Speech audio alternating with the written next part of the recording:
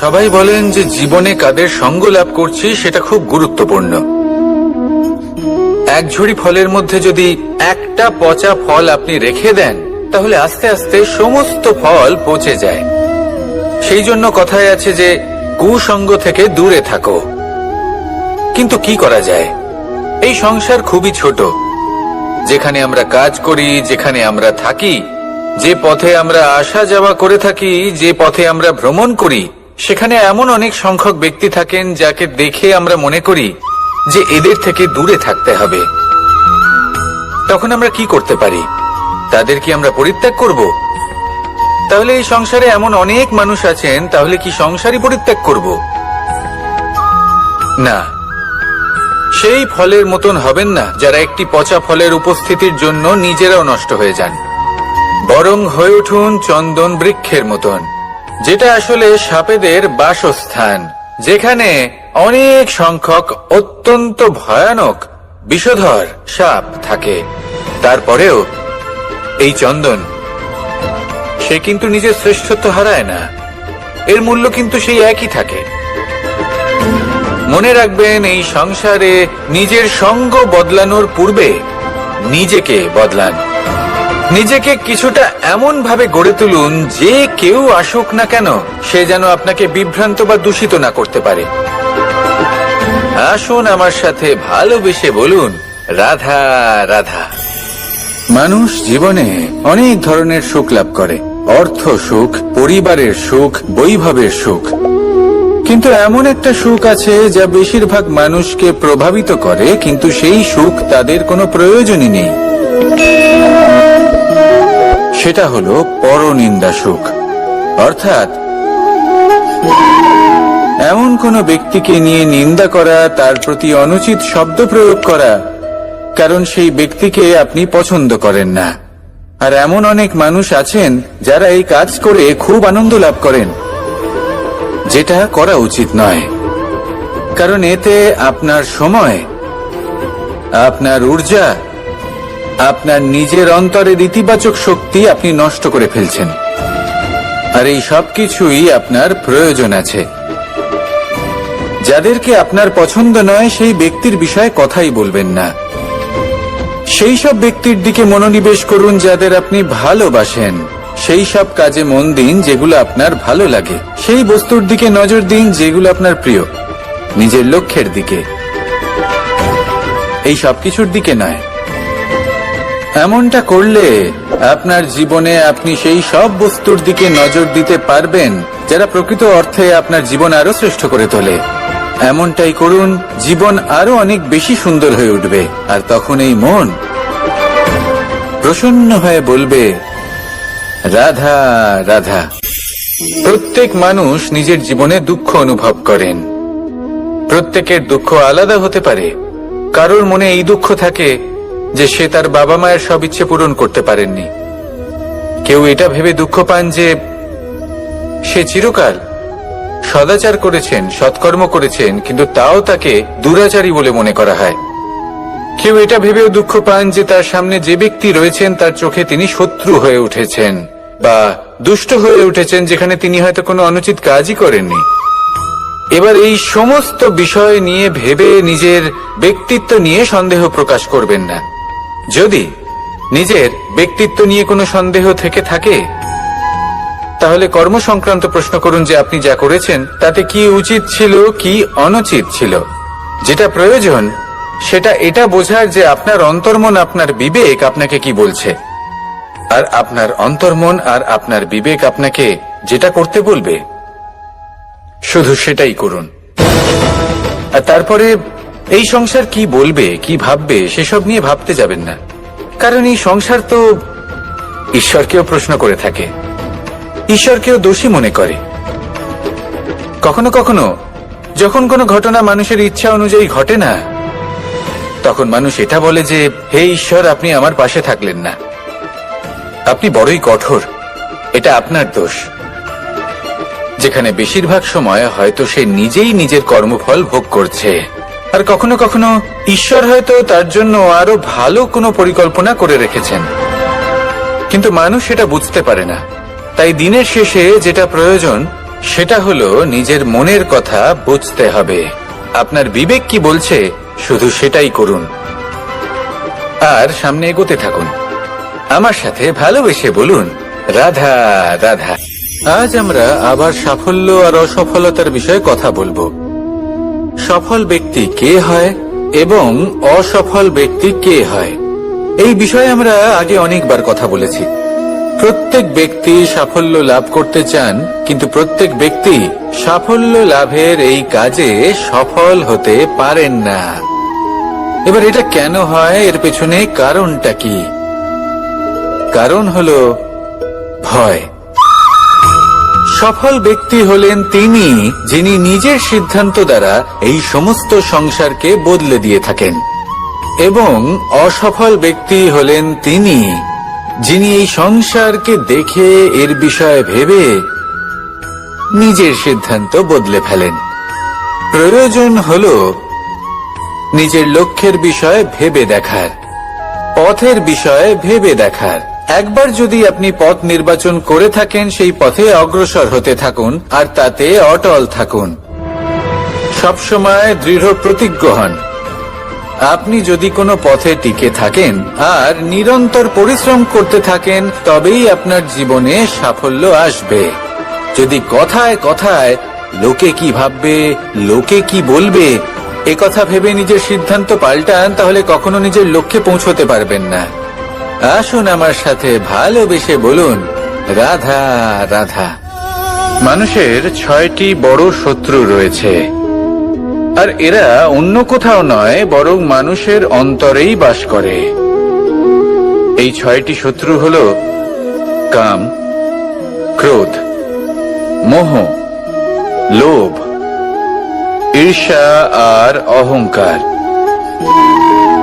কিন্তু এরা কি চিরকাল আপনার শত্রু হিসেবেই থেকে যায়? এদেরকে নিজের বন্ধু করে তোলা কি সম্ভব নয়? ভেবে দেখুন না। এবার যদি কথা বলি কাম নিয়ে, অর্থাৎ কামনা করা, তাহলে মানুষ যদি জীবনে কামনা করতে থাকে তাহলে সন্তোষের অনুভূতি লাভ করতে পারে না। কিন্তু এই কামনাই মানুষের বন্ধু হয়ে উঠতে পারে। কিভাবে? ধরুন, যদি মানুষ ভাবে আমি আরো অনেক বেশি শ্রেষ্ঠ ব্যক্তি হয়ে উঠতে চাই, আর তার জন্য কর্ম করে, পরিশ্রম করে, তাহলে ভবিষ্যতে গিয়ে শ্রেষ্ঠ ব্যক্তি হয়ে উঠতে পারে কামনার কারণে। অর্থাৎ এই কামনাই ওর বন্ধু হয়ে ওঠে। কিন্তু ধরুন কোনো মানুষ যদি চায় সে শ্রেষ্ঠ ব্যক্তি হয়ে উঠবে, কিন্তু তার জন্য না কোনো কর্ম করছেন আর না কোনো পরিশ্রম করছেন, আর অধর্মের পথে চলতে শুরু করে দেন, তাহলে এই কামনাই তার শত্রু হয়ে উঠতে পারে। এবার যদি এই কামনাকে নিজের বন্ধু করে তুলতে হয়, তাহলে নিজের নির্বাচনে বিচক্ষণ হতে হবে, নিজের মস্তিষ্কের ওপর নিয়ন্ত্রণ রাখতে শিখতে হবে। সেটাই করুন আর আমার সাথে ভালোবেসে বলুন, রাধা রাধা। আজ আমরা মানুষের আরো একটি শত্রুর বিষয়ে কথা বলবো, যার নাম হলো লোভ।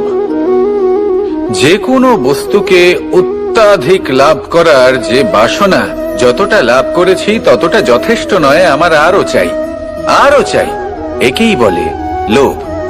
এবার এই লোভ আপনার জীবনে শুভ না অশুভ, আপনার মিত্র নাকি আপনার শত্রু, সেটাও নির্ভর করছে আপনার ওপর।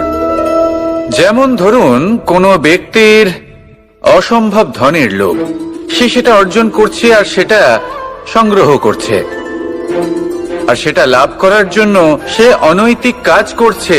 যদি এই সব হতে থাকে, তাহলে লোভ কিন্তু আপনার পক্ষে অত্যন্ত ক্ষতিকারক। কিন্তু যদি সেই ব্যক্তি ধরুন ধন অর্জন করছেন, তার সাথে নীতিও পালন করছেন, আর সংগ্রহ করার পরে সেটা সংসারে ছড়িয়ে দিচ্ছেন, যদি এমনটা হয়, তাহলে এই লোভ আপনার বন্ধু হয়ে উঠতে পারে। যদি আপনার সৎসঙ্গ লাভ করার, সৎকর্ম করার লোভ থাকে, তাহলে আপনি কখনো একা থাকবেন না। যদি ভালোবাসা প্রদান করার লোভ থাকে, এই সংসারকে সাহায্য করার লোভ থাকে, তাহলে এই লোভ যা সংসারের শত্রু, সেটা কিন্তু আপনার সাথে পরমাত্মার মিলন ঘটাতে পারে। এবার এই লোভকে নিজের মিত্র করে তুলবেন নাকি শত্রু করে তুলবেন, সেই সিদ্ধান্ত আপনারই। আসুন আমার সাথে ভালোবেসে বলুন, রাধা রাধা। কখনো এই প্রকৃতির দিকে তাকিয়ে থাকবেন। এই প্রকৃতি অনেক ধরনের শিক্ষা দেয়। কোন একটা গাছকে দেখুন কিভাবে সে মাটি থেকে জল শুষে নেয়। সে ঝড় হোক বা হোক কড়া রোদ সব সহ্য করে এবং অবশেষে সে ফল ধারণ করে। আর সেই ফল উৎপন্ন করার পরে সে ফল কিন্তু সে নিজে গ্রহণ করে না, এই সংসারকে প্রদান করে, যাতে পশু পাখি মানুষ তারা এই ফল গ্রহণ করে শক্তিশালী হয়ে উঠতে পারে, সুস্থ থাকতে পারে। সেভাবেই নদী, সরোবর এরা নিজেরাও কিন্তু নিজেদের জল গ্রহণ করে না, মাটিকে প্রদান করে, পশু পাখিকে প্রদান করে। সূর্য নিজেও নিজের জন্য প্রজ্বলিত হয় না, সে প্রকাশ ছড়িয়ে দিতে চায় আমাদের সবার কাছে, সে আলো পৌঁছে দিতে চায়। এই প্রত্যেকের কর্মে পরমার্থ নিহিত আছে, আর সেই জন্যই এদের সকলকে পুজো করা হয়। তাই মনে রাখবেন, আপনার কাছে জীবন যাপনের অতিরিক্ত যা কিছুই আছে তা পরমার্থের জন্য। তাহলে তার সদ্ব্যবহার করুন আর আমার সাথে ভালোবেসে বলুন, রাধা রাধা। পরিবর্তন, এটা হলো সৃষ্টির অমূল্য নিয়ম। এই সংসারে সবকিছু সময়ান্তরে পরিবর্তিত হয়, এই সময়ও পরিবর্তিত হয়। পরিবর্তন চিরকাল হয়ে এসেছে আর চিরকাল হতে থাকবে। কিন্তু এবার আমরা সেই পরিবর্তন কিভাবে লাভ করব যেটা আমাদের প্রয়োজন, যেটা আমরা চাই? আমরা জীবনে বিকাশ চাই। এই বিকাশ কিভাবে লাভ করতে পারি? এই প্রকৃতি কিন্তু আমাদের অত্যন্ত উত্তম উদাহরণ দিয়ে বুঝিয়েছে। একটি বিন্দুর উদাহরণ দিয়েছে যা ভবিষ্যতে একটা বিশাল নদীর আকার ধারণ করে। এটা কিভাবে হয়? মেঘ থেকে একটি বিন্দু ঝরে পড়ে সেই পর্বতের ওপর যেখানে হিম আছে। সেই হিমের সংস্পর্শে আসা মাত্র সেই বিন্দুর সাথে আরো বেশ কিছু বিন্দু যুক্ত হয়, তারপর তারা অগ্রসর হয়, আরো কিছু বিন্দু যুক্ত হয়, আস্তে আস্তে একটা ক্ষীণ ধারার রূপ ধারণ করে এবং সেটাই ভবিষ্যতে আরো এগোতে থাকে। অনেকটা যাওয়ার পর যখন অনেক সংখ্যক বিন্দু একসাথে যুক্ত হয় তখন সেটা বিশাল নদীর আকার ধারণ করে। এবার আমরা মানুষ বলে আমাদের সাথে এই নিয়মের অন্যথা হয় তা নয়। আমরাও এই প্রকৃতির অংশ, আমাদের ক্ষেত্রেও একই নিয়ম প্রযোজ্য। যখন পরিশ্রম করে অনেক সংখ্যক বিন্দু আমরা একত্রিত করব তখনই পরিবর্তনের নদী প্রবাহিত হবে। প্রয়োজন হলো নিরন্তর পরিশ্রম করা এবং ধৈর্য ধরা। এটা করতে থাকুন, জীবনে সবকিছু লাভ করতে পারবেন। কারণ প্রকৃতি আমাদের এটাই শিখিয়েছে, আর আমরা এই ব্রহ্মরই একটি অংশ, যার দ্বারা এই ব্রহ্মাণ্ড নির্মিত। আসুন আমার সাথে ভালোবেসে বলুন, রাধা রাধা। আমরা সকলে সামাজিক জীব। মানুষের সাথে দেখা সাক্ষাৎ করা এটা চিরকালই চলতে থাকে। আমরা কখনো কাউকে উপহার দিই, আবার কখনো কেউ আমাদের উপহার দেয়। কখনো কি এমন হয়েছে যে আপনি কাউকে একটা উপহার দিয়েছেন, কিছু সময় পরে বা কিছু মাস পরে সেই উপহারই ঘুরে ফিরে আপনার কাছেই এসেছে, অর্থাৎ সেই বস্তুটাই আপনার কাছে আবার ফিরে এলো? এরকম হয়। ছেলেবেলায় একদিন একজনের বিবাহ ছিল, তখন মা তাকে একটা উপহার দিতে চাইছিলেন। তাই তিনি একটা পোশাক বানালেন আর সেটাকে সুসজ্জিত করছিলেন। আমি দেখলাম আর জিজ্ঞেস করলাম যে, মা, এই পোশাক এত সুসজ্জিত করার কি আছে? তখন মা বললেন যে, কানাই, কখনো কাউকে এমনই উপহার দেবে, এমন প্রকারে দেবে যে সেটা যদি আবার ঘুরে ফিরে তোমার কাছে ফিরে আসে তাহলে যেন তোমার খারাপ না লাগে। এটাই কিন্তু হয় আমাদের ব্যবহারের সাথে, কর্মের সাথেও এবং আমাদের কথার সাথেও।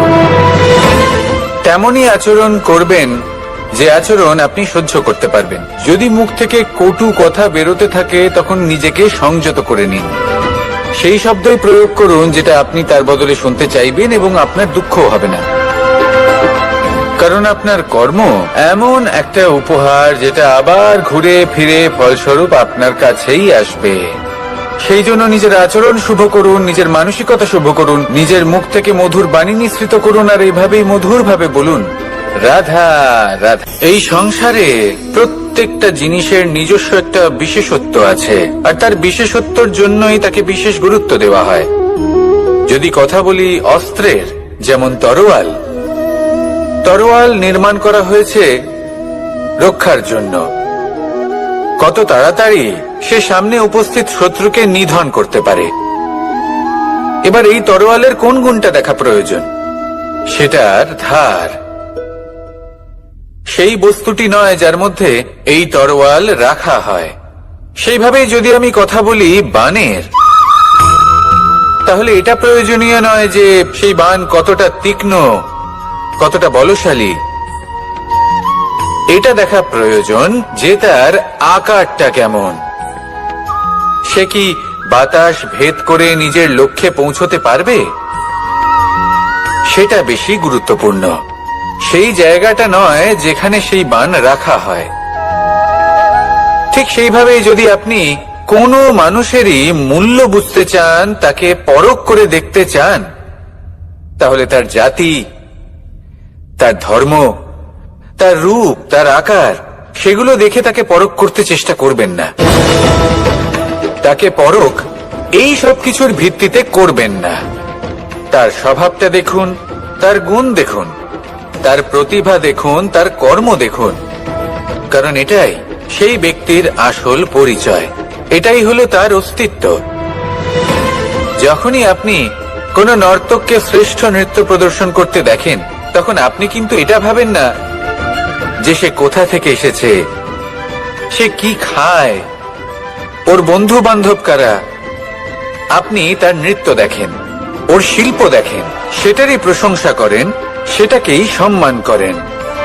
সেইভাবে এই সংসারে সকলকে সম্মান করুন, আর এই সম্মানের আধার হওয়া উচিত তার গুণ, তার স্বভাব, তার কর্ম, তার রূপ আর তার বেশভূষা নয়।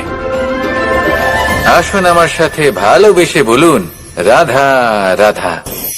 এই সংসার বলে যে কৃষ্ণ হলো মহাযোগী।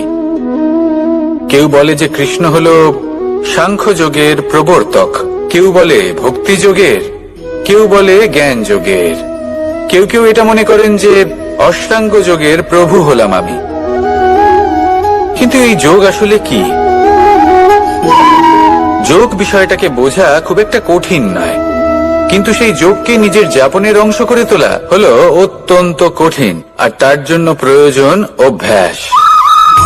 যোগ শব্দটার অর্থ হলো যুক্ত করা, আর এটা আমি ছোটবেলায় শিখেছিলাম।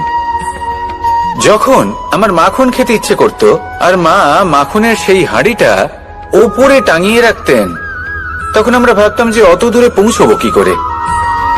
তখন আমরা যোগের বিষয়ে জানতে পারলাম, আর তখন জানতে পারলাম যে সব থেকে গুরুত্বপূর্ণ যোগ আসলে কি? সহযোগিতা, সাহায্য। আমরা সব সখারা একসাথে জড়ো হতাম, একে অপরের পিঠের ওপর উঠে দাঁড়াতাম, আর তারপর আমরা ওই মাখনের হাঁড়ির কাছে পৌঁছতে পারতাম, আর তারপর আমরা সবাই মিলে সেই মাখন ভাগ করে খেতাম। সহযোগিতা, এটা অত্যন্ত গুরুত্বপূর্ণ। পাণ্ডবরাও মহাভারতে এটাই করেছিলেন। ওনাদের সাথেও কেউ ছিল না। একে অপরকে সাহায্য করে ওনারা অনেক বীরদের একত্রিত করেছিলেন। তারপর অবশেষে মহাভারতের এই মহাযুদ্ধে ওনারা জয়লাভ করেছিলেন। রামায়ণে রাম এবং লক্ষ্মণের সাথে কেউ ছিল না। সহযোগিতার মাধ্যমে ওনারা ভাল্লুক আর বানর সেনাকে একত্রিত করেছিলেন, আর এই সংসারের সব থেকে প্রবল রাক্ষস রাবণকে বধ করেছিলেন। মনে রাখবেন, একসাথে মিলে যদি আপনারা কর্ম করতে শেখেন, তাহলে এই সংসারে এমন কিছুই নেই যেটা আপনি অর্জন করতে পারবেন না। আসুন আমার সাথে ভালোবেসে বলুন, রাধা রাধা। মানুষ যখনই কোনো পর্বতারোহণ করতে শুরু করে, তখন সে বারবার পড়ে যায়, বারবার উঠে দাঁড়ায়, সামনে এগোতে চেষ্টা করে, কিন্তু যদি সে দৃঢ় নিশ্চয় করে থাকে, তাহলে সে অবশেষে সেই পর্বতের শিখরে পৌঁছেই যায়।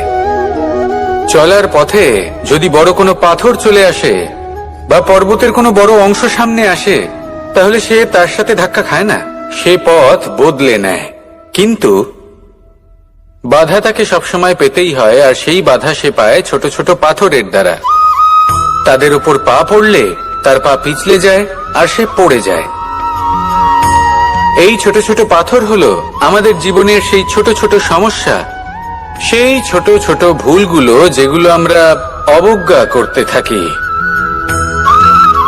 আমরা ভাবি এর দ্বারা কি বা ক্ষতি হবে, কিন্তু সেগুলোই অনেক সময় আমাদের অসফলতার কারণ হয়ে দাঁড়ায়। যত তাড়াতাড়ি সম্ভব এই ছোট ছোট পাথরগুলিকে জীবন থেকে তুলে ফেলে দিন। ভুল হওয়াটা স্বাভাবিক, কিন্তু তার মানে এই নয় যে বারবার সেই ভুলের পুনরাবৃত্তি ঘটবে। ভুলটা বুঝুন, সেটা স্বীকার করুন আর সেটা শুধরে নিন। যখন আপনি এটা করতে শিখবেন, তখনই খুব তাড়াতাড়ি আপনি সেই শিখরে পৌঁছতে পারবেন। আর যখন পৌঁছে যাবেন, তখন এই মন প্রসন্ন হয়ে বলবে, রাধা রাধা। সূর্য এই সংসারকে আলো প্রদান করে। সূর্যের মনে যদি নিজের তেজের জন্য অহংকার জন্ম নেয়, তখন তার অহংকার ভঙ্গ করে মেঘ। সূর্যের আলো পূর্ণরূপে ঢেকে দেয়। মেঘের মনে যদি নিজের গতি নিয়ে অহংবোধ জন্ম নেয়, তাহলে মেঘের অহংকার ভঙ্গ করে পর্বত। মেঘের গতি অবরুদ্ধ করে দেয়। এবার যদি পর্বত নিজের নিশ্চলতা নিয়ে অহংকার করে, তাহলে সেই অহংবোধ ভঙ্গ করে একটি মূষক। সেই বিশাল পর্বতে একটি ছিদ্র করে দেয়। এবার যদি মূষকের নিজের মনে অহংবোধ জন্ম নেয়, তাহলে জল তার অভিমান ভঙ্গ করে, সেই ছিদ্র দিয়ে প্রবেশ করে। আর যদি জলের মনে অহংবোধ জন্ম নেয়, তখন মানুষ বাঁধ নির্মাণ করে তার গতিপথ রুদ্ধ করে, জলের অহংকার ভঙ্গ করে। আর যদি মানুষের মনে অহংকার জন্ম নেয়, তখন সূর্য নিজের তাপ দ্বারা মানুষের অহংকার ভঙ্গ করে। এই সংসারে অহংকার প্রদর্শন করার কোনো প্রয়োজন নেই। আমাদের সবার মধ্যেই কিছু বিশেষ গুণ আছে, আর সবার মধ্যে কোনো না কোনো দোষও আছে। এই প্রকৃতি আমাদের কি শিক্ষা দেয়? কেউ একে অপরের সাথে লড়াই করে না, একে অপরের জন্য বাধা সৃষ্টি করে না, শুধু নিজের কর্ম করে। সূর্য নিজের প্রকাশ দ্বারা বনস্পতি এবং গাছপালাকে জন্ম দেয়। মেঘ বর্ষা সৃষ্টি করে লুপ্ত হয়ে যায়, আবার নির্মিত হয়। পর্বতের সেই নিশ্চলতা সেই বর্ষাকে একটা দিশা প্রদান করে, আর তারপরে তা ধারা হয়ে প্রবাহিত হয়ে যায়। এইসব কি? এইসব একটা সম্পর্ক, একটা চক্রের মতো। সবাই একসাথে নিজের কর্ম করে, তাই এই চক্র আবর্তিত হয়। এটা আমাদেরও করতে হবে। একসাথে মিলে কাজ করতে হবে। কারোর জন্য বাধা হয়ে উঠলে হবে না, কাউকে ছোট মনে করলে হবে না। এটাই করতে থাকুন। সবাই মিলেমিশে কর্ম করুন। প্রকৃতি আমাদের এই শিক্ষাই দেয়। আসুন আমার সাথে ভালোবেসে বলুন, রাধা রাধা। আপনি কখনো পলাশ ফুল দেখেছেন? কি সুন্দর দেখতে, লাল রক্তবর্ণ, উজ্জ্বল, কিন্তু এতে কোনো সুগন্ধ নেই। সেই জন্য ওকে শুধু চোখ ভরে দেখতে ইচ্ছে করে। দেখবেন তাকে কিন্তু পুজোতে ব্যবহার করা হয় না, এই ফুল দিয়ে মালা বানানো হয় না। সেরকমই আমাদের জীবনে এমন অনেক ব্যক্তি রয়েছেন যাদেরকে সম্মান অর্জন করতে হয়।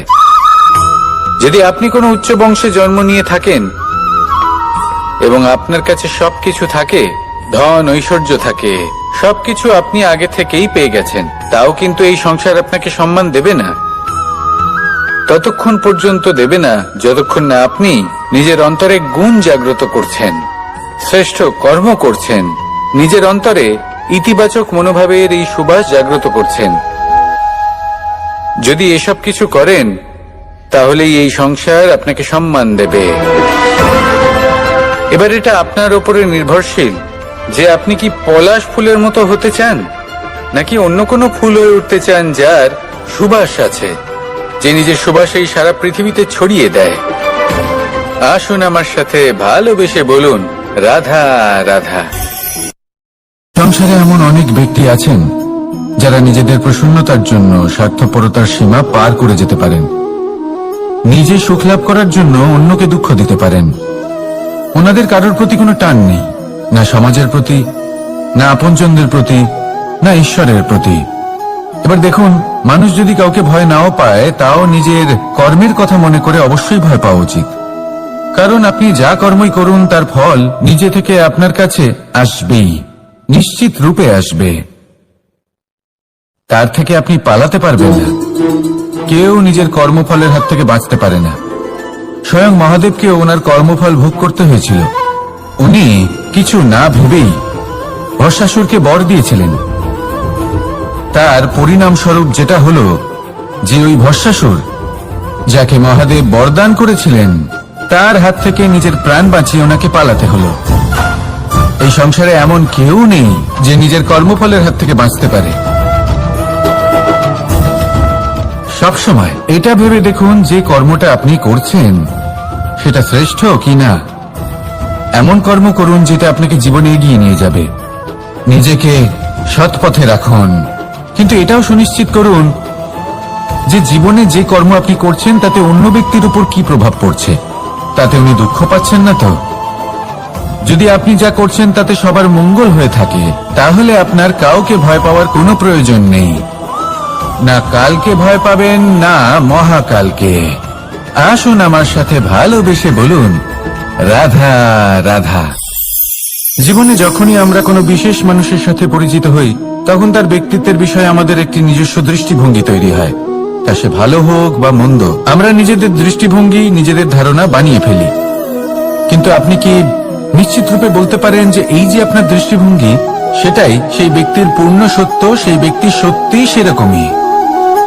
না, আপনি সেরকম বলতে পারেন না। কারণ যে কোনো মানুষের একটি চরিত্র, একটি ব্যক্তিত্ব অনেক বছর ধরে তৈরি হয়, অসংখ্য অভিজ্ঞতা লাভ করার পরে তৈরি হয়। আপনি একদিনে বুঝতে পারবেন না যে সেই ব্যক্তি কেমন। এই ভুলটাই বেশিরভাগ মানুষ করে ফেলেন। কিন্তু যদি সত্যি কোনো মানুষকে বুঝতে চান, তাহলে একটু সময় দেওয়া খুব প্রয়োজন। সবার আগে প্রথম আলাপে সেই ব্যক্তি তো এটাই বোঝাবে যে সে কতটা শ্রেষ্ঠ, কিন্তু সে কতটা গুণী বা কতটা অপগুণী, এটা বোঝার জন্য আপনাকে সেই ব্যক্তির কাছাকাছি থাকতে হবে। তিনি কতটা অহংকারী বা কতটা সজ্জন, সেটা বোঝার জন্য আপনাকে সেই ব্যক্তিকে সম্মান দিয়ে দেখতে হবে। সেই ব্যক্তি কতটা লোভী বা কতটা সরল, সেটা বোঝার জন্য তাকে ধন দিয়ে দেখতে হবে। সেই ব্যক্তির কতগুলো খারাপ গুণ আছে, সেটা বোঝার জন্য সেই ব্যক্তিকে স্বাধীনতা দিয়ে দেখতে হবে। তবেই তাকে আপনি বুঝতে পারবেন।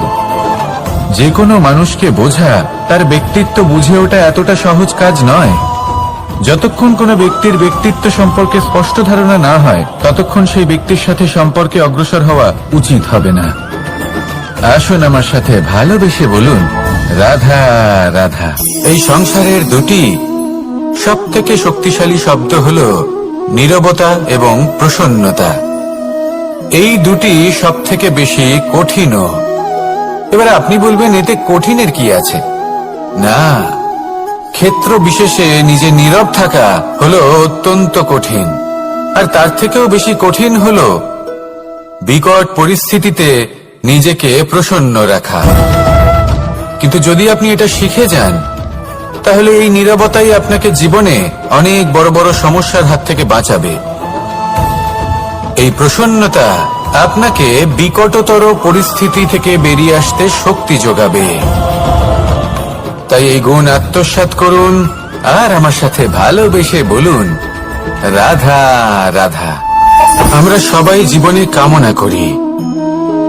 কেউ ধন সম্পত্তির কামনা করি, কেউ ভালোবাসার, কেউ বন্ধুদের, কেউ নাম, খ্যাতি আদি ইত্যাদি। এগুলো লাভ করার জন্য আমরা চেষ্টা করতে থাকি, পরিশ্রম করতে থাকি। কিছু সময় পরে অর্জনও করে ফেলি, কিন্তু সবকিছু অর্জন করার কিছু সময় পরে এরা রুষ্ট হয়ে যান, আমাদের থেকে দূরে চলে যান বা আমাদের থেকে কেড়ে নেওয়া হয়। এমনটা কেন হয়? এমনটা এই কারণে হয় কারণ মানুষের একটা দুর্বলতা আছে। কোনো কিছুই অর্জন করার পরে আস্তে আস্তে সে তার মূল্য, তার গুরুত্ব ভুলে যায়, তার জন্য চেষ্টা করা ছেড়ে দেয়। আর এটাই হলো সবথেকে বড় সমস্যা।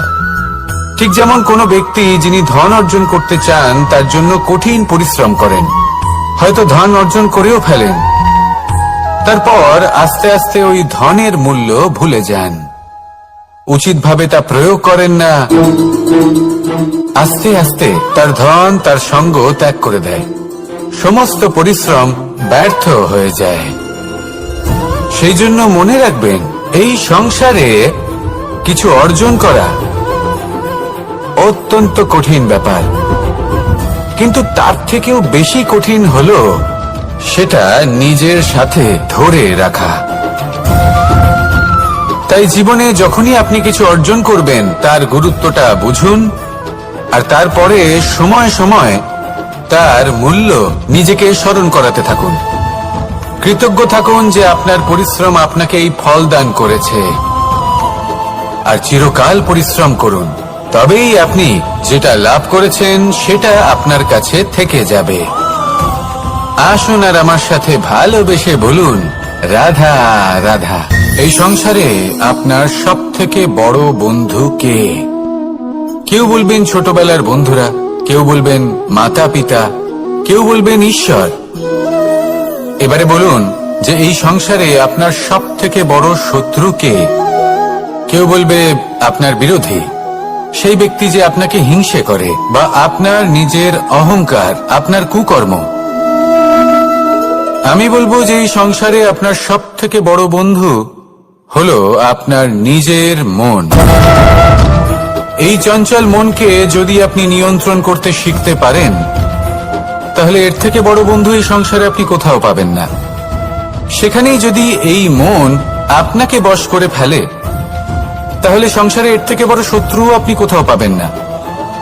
সেই জন্য এই সংসারকে নিয়ন্ত্রণ করার চেষ্টা ত্যাগ করুন। প্রথমে এই মনকে নিয়ন্ত্রণ করতে শিখে যান, তাহলে এই জীবন নিজে থেকেই সাফল্যের পথে অগ্রসর হবে। আর তখন এই মন প্রসন্ন হয়ে বলবে, রাধা রাধা।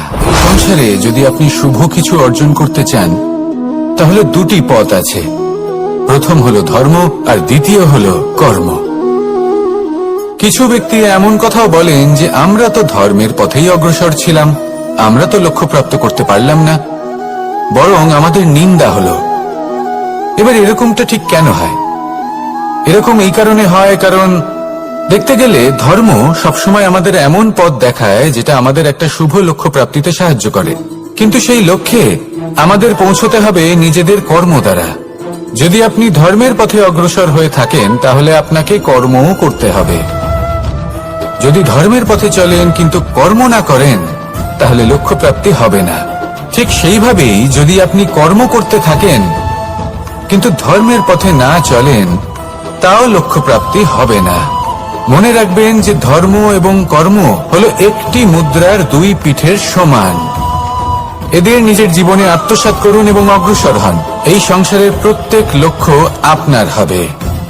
আসুন আমার সাথে ভালোবেসে বলুন, রাধা রাধা। প্রত্যেক মানুষ জীবনযাপন করেন, কিন্তু প্রত্যেক মানুষ বেঁচে থাকার রসদ জোগাড় করতে পারেন না।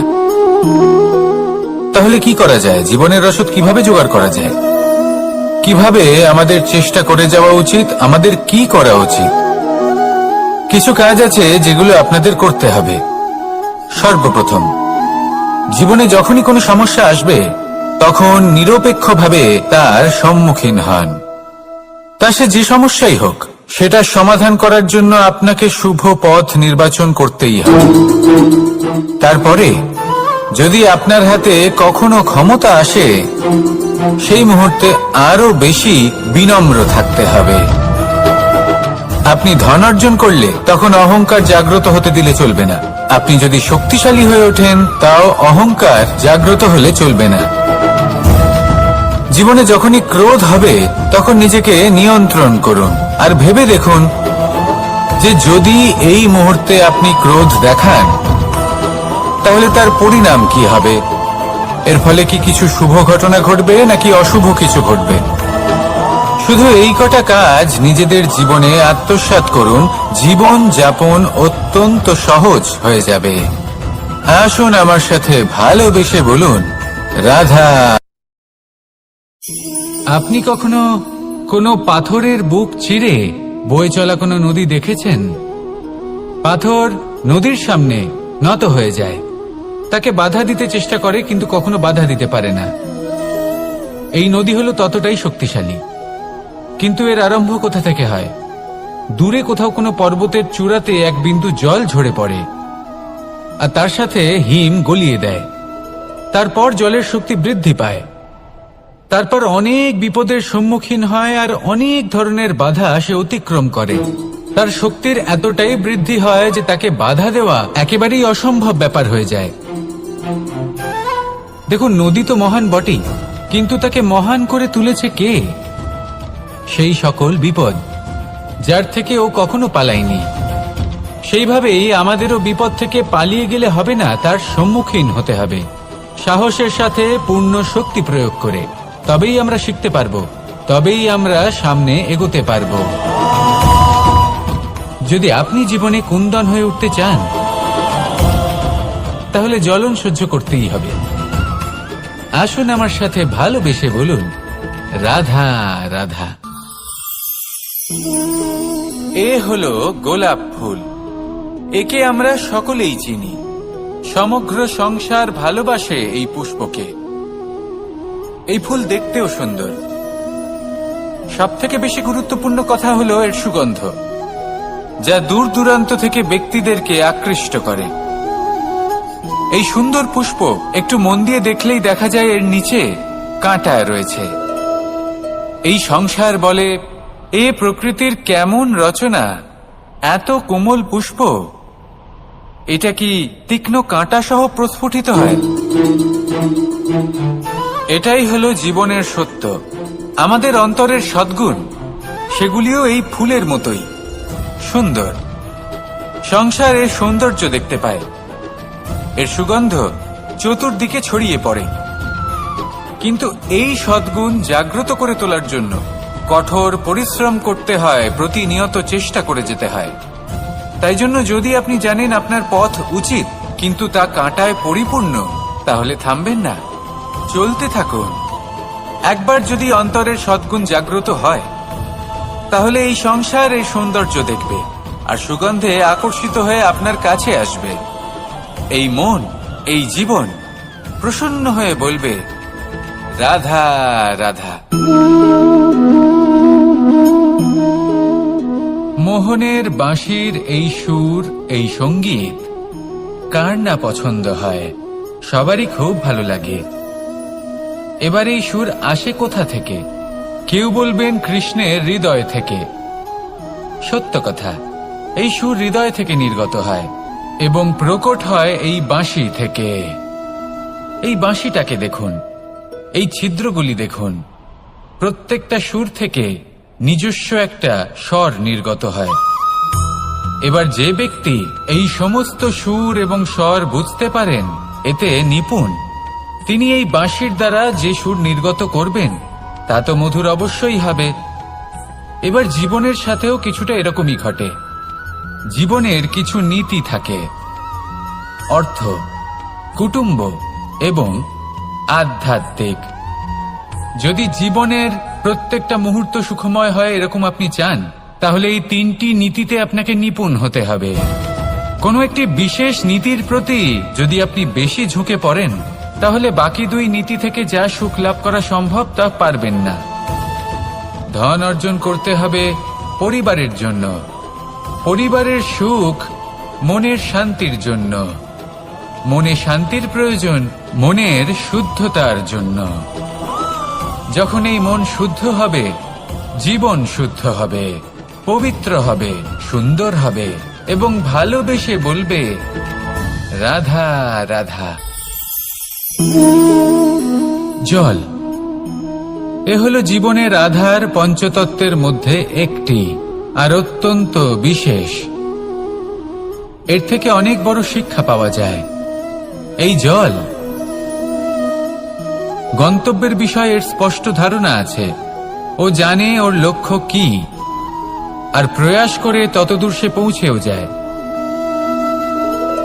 এটি পর্বত থেকে বয়ে নিচে নেমে আসে, নদীর সাথে সমাহিত হয়ে তার সাথে বয়ে চলে, চিরসবুজ বনানী গড়ে তোলে, প্রাণীদের তৃষ্ণা নিবারণ করে, সামনে এগিয়ে চলে, মানুষের সাথে মিলিত হয়, যারা একে বাঁধের মধ্যে বেঁধে রাখতে চেষ্টা করে সে বন্দি দশাতেও থেকে যায়, মানুষের কল্যাণ করে, তারপর বাঁধ থেকে মুক্তি পেয়ে এগিয়ে চলে।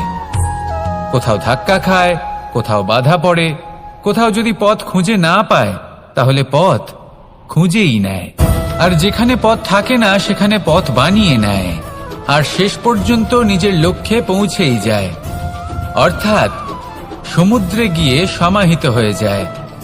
আমাদেরও কিছুটা এরকমই হয়ে উঠতে হবে। যেখানেই যাবেন সকলের কল্যাণ করুন, সামনে এগোন।